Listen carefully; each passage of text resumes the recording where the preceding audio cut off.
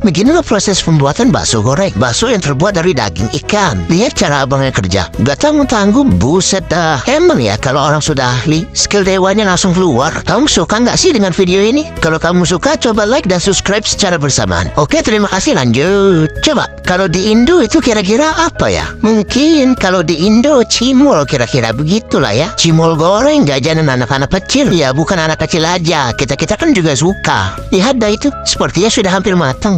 Ya. Makan gorengan gini mah temannya kopi. Benernya buat kopi. Kopi Tarabika. Down.